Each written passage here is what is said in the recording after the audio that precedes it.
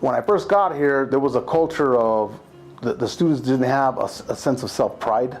There wasn't a sense of I'm going to achieve, I'm going to do good. Yeah, you had a majority, a good majority of students that were doing fair. Then you had your probably 5 or 10% that were the A's and the honor roll and everything like that. And then you had, kids that were performing low.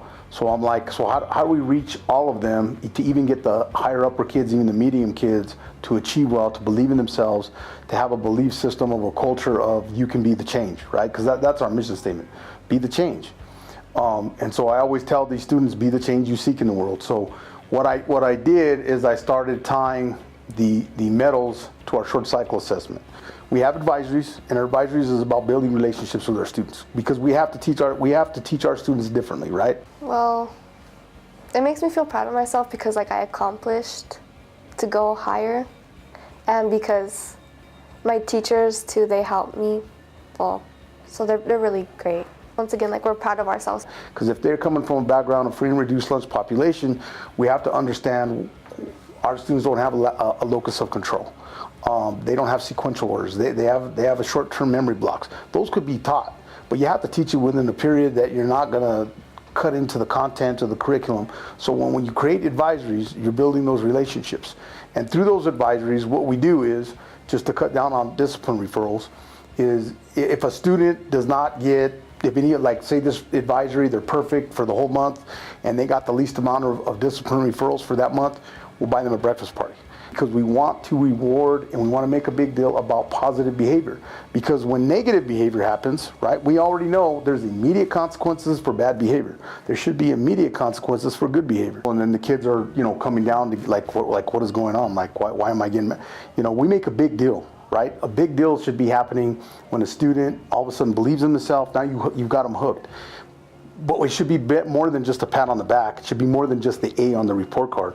It should be something that should be celebrated. And we should celebrate. Every testing cycle, we should celebrate the kids that test on grade level and make more than a 5-month growth in their reading or math within the 3-month span of those testing cycles. I have to say that here at Kennedy, we've seen a lot of successes this year.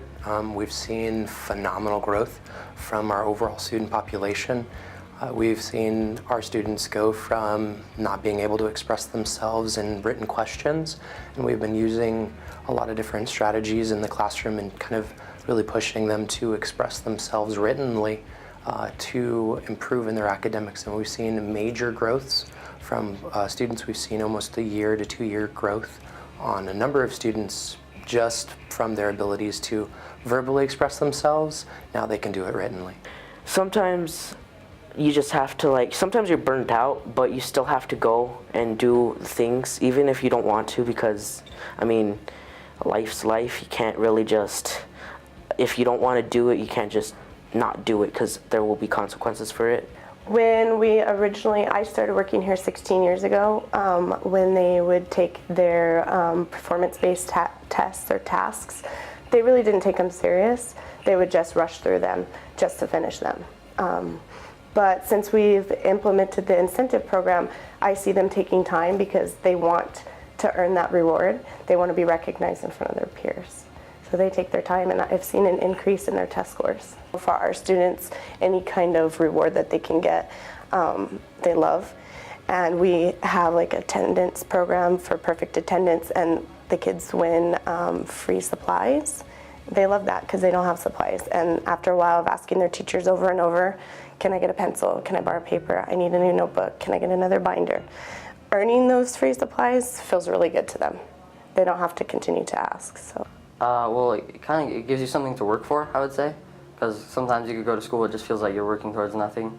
But when there's motivation behind it, yeah, it gives you something to, hey, I might get a medal if I do this, yeah. Especially, there's a lot of great teachers, a lot of cool motivational stuff. All day long I hear, I got a medal, did you see all these? Did you see my bling bling? All day long, and they talk about it until the next testing, and then they want to earn it again. So they feel really good about themselves. It's a chance for them to boost their self-esteem. If you don't do so good on I-ready and you don't earn a medal, that means you could strive to get better, and not only just for the medal, but for high school, because they say that the better you do on tests, the better classes you get for advisory and your electives. So you also have to think about that if you're in 8th grade. And that's all they talked to us about, was just trying to succeed, not just for the prize, but in the long run, it helps you. You can't measure where a kid comes from in their background. But when they get here, you want to make this the safe haven that they have. You want them to feel like, this is where I've had success. This is where I will succeed. And we want to make that feeling that they know where they're at, grade level wise. And we want to know that when they leave in 8th grade, they're going to be successful.